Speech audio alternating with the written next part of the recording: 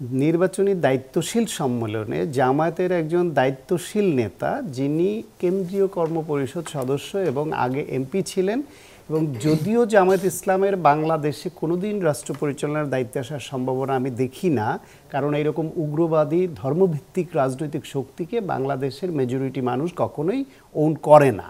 তারপরও by chance যদি সরকারে চলে আসে, তাহলে এই শাহজাহান চৌধুরী মন্ত্রী হওয়ার পর্যায়ের একজন নেতা, এবং সেই দায়িত্বশীল সম্মেলনে ব্যক্তিগত বক্তব্য আমি বলি প্রেক্ষাপটটা, সেই সম্মেলনে প্রধান অতিথি ছিলেন জামায়াতের আমির doctor Shafiqur Rahman, assistant secretary জেনারেলও ছিলেন।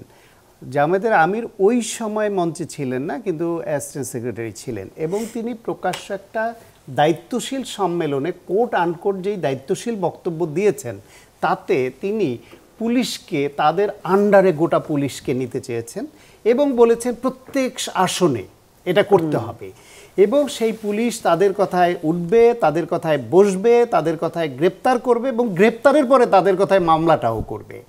এবং বলছে তাদের উপজেলার একজন সভাপতি, তার জন্য নাকি সকালবেলা ওসির তার প্রোটোকল দেওয়ার জন্য তার কি কর্মসূচি সেটা জানতে হবে, তার পেছনে পেছনে ঘুরবে এবং প্রোটোকল দিবে। এই ধরনের বক্তব্য জামায়াতের এই লেভেলের নেতা দিয়েছে, এটা জামাতের আসল রূপ। জামায়াত ইসলাম যখন যেখানে দুর্বল, নিপীড়িত, তখন তারা সেখানে মজলুমের ভূমিকায় অভিনয় করে, আর যেখানে তারা শক্তি সামর্থ্য রাখে সেখানে তারা সাংঘাতিক নিপীড়ক এবং ফ্যাসিবাদী ভূমিকায় অবতীর্ণ হয়। বিশ্বাস করেন, ওনার বক্তব্যটা আমি শোনার পরে প্রথমে মনে হয়েছে এটা এআই দিয়ে বানানো না তো, তারপর ক্রস চেক করলাম, কয়েক জায়গায় শুনলাম, তারপর ওনার ছবি না দেখে শুধু অডিওটা শুনলাম। আমার মনে হলো আওয়ামী লীগ আমলে এই জাতীয় বক্তব্যের জন্য সবচেয়ে নিন্দিত ছিল হাসান মাহমুদ, ওই চিটাগাংয়েরই মানুষ। হাসান মাহমুদের থেকে ভয়াবহ মনে হলো আমার কাছে যে এই অত্যন্ত কঠোর ঘৃণ্য ফ্যাসিবাদ এই ভাষায় কখনো প্রশাসনকে নিয়ে প্রকাশ্যে বক্তব্য দেয়নি।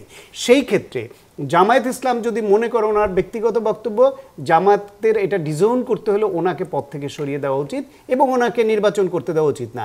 নির্বাচন কমিশন থেকে আগাম সতর্কতা দেওয়া উচিত যে জামায়াত হোক, বিএনপি হোক, এনসিপি হোক, বা এখানে আমার বিপিন নূরের দল হোক, এক্সওয়াইজেড যে হোক না কেন, এই জাতীয় বক্তব্য যিনি দিবেন যেটা প্রশাসনে অস্থিরতা তৈরি করতে পারে, যারা জনগণের উপর আস্থা রাখতে না পারে, তাদের নির্বাচনে প্রার্থী হওয়ার যোগ্যতা আগাম ঘোষণা দিয়ে বলতে হবে যে শুধু তফসিল ঘোষণার পরে ওই কয়দিন আচরণ বিধি মানাবেন, আর আগে এরকম বক্তব্য দিবে, দলকেও ব্যবস্থা নিতে হবে যদি দল এটাকে না করে। যদি এই নেতাদেরকে বিএনপি হোক, জামাত হোক, বা অন্য যে কোনো দল, এনসিপি, যদি এই নেতাদেরকে যদি পদে বহাল রাখে, তাহলে ধরে নিতে হবে এইটাই দলের বক্তব্য, দল এটাকে ডিজোন করে না। দলের দায়িত্ব আছে, আর সরকারের দায়িত্ব আছে। সরকারকে বলতে হবে যে ভবিষ্যতে নির্বাচনের যে পরিবেশ আমরা চাই, সেই পরিবেশটাকে বিঘ্নিত করবে এই ধরনের বক্তব্য।